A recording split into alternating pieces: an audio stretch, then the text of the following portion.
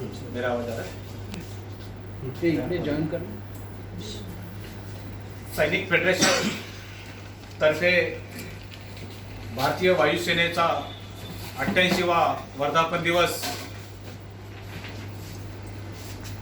शिवाजी मंदिर दादर मुंबई इथून लाईव्ह होत आहे. सदरच्या या कार्यक्रमामध्ये आपले मंत्री महोदय सन्माननीय अजित पवार साहेब, उपमुख्यमंत्री महाराष्ट्र राज्य दादाजी भुसे, सैनिक कल्याण मंत्री एकनाथ शिंदे साहेब, नगर विकास मंत्री जितेंद्र आव्हाड साहेब, गृहमंत्री फेडरेशनचे अध्यक्ष सन्माननीय ब्रिगेडियर साहेब, ब्रिगेडियर सुधीर सावंत साहेब, ex MP lieutenant general Rajendra Nimborkar साहेब, ज्यांना आपण सर्जिकल स्ट्राईकचे जनक म्हणतो. त्यानंतर कार्याध्यक्ष नारायण अंकुशे शेठ,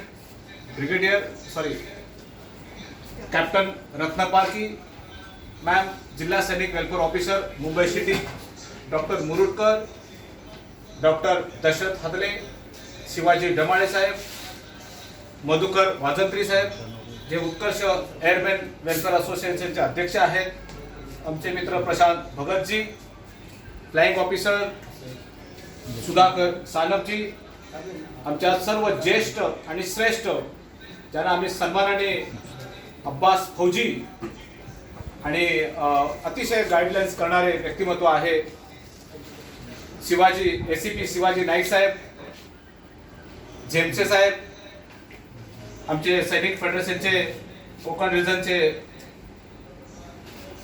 संयोजक अरविंद गवाणकर जी और नागपूर डिव्हिजनचे अध्यक्ष आमचे संदेश सिंगलकर जी, मी सर्व उपस्थितांचं सैनिक फेडरेशनच्या या वेबिनारवर 88वा वाढदिवसानिमित्त सर्वांचं मी हार्दिक हार्दिक स्वागत करतो. मित्रहो, ह्या फेडरेशनच्या मार्फत साजरा करण्याचा मागचा एकच मानस आहे की आपल्याला रिटायरमेंट नंतर सर्व सैनिक आर्मी, एअरफोर्स आणि नेव्ही इथून रिटायर झाल्यानंतर आपण एकत्र राहिला पाहिजे.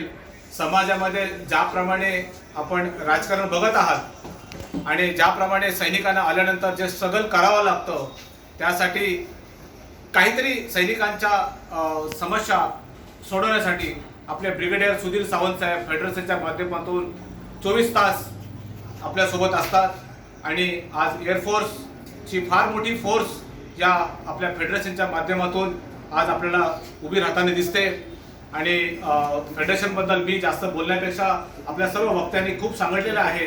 मी एक इन्फंट्री सोल्जर आहे, मला एअरफोर्सबद्दल किती आपुलकी आहे ते मला चांगलं माहिती आहे. काउंटर इन्सर्जन्सी, काउंटर टेररिझम ऑपरेशनमध्ये आमचे ज्यावेळेला जवान तिथे कॅज्युअल्टी व्हायचे आणि खरोखरच पीडा होत होती, अशा वेळेला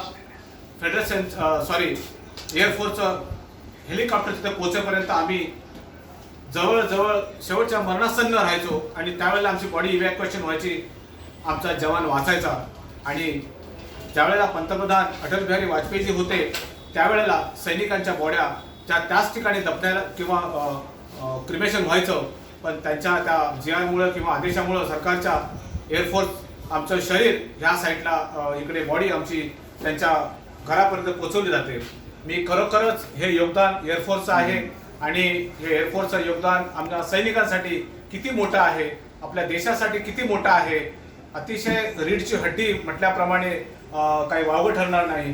तर मी ह्या आजच्या या कार्यक्रमामध्ये संपूर्ण एअरफोर्स असोसिएशन, एअरफोर्स जवानांना मी सैनिक फेडरेशन तर्फे मी हॅट्स ऑफ देतो. जय हिंद, जय महाराष्ट्र.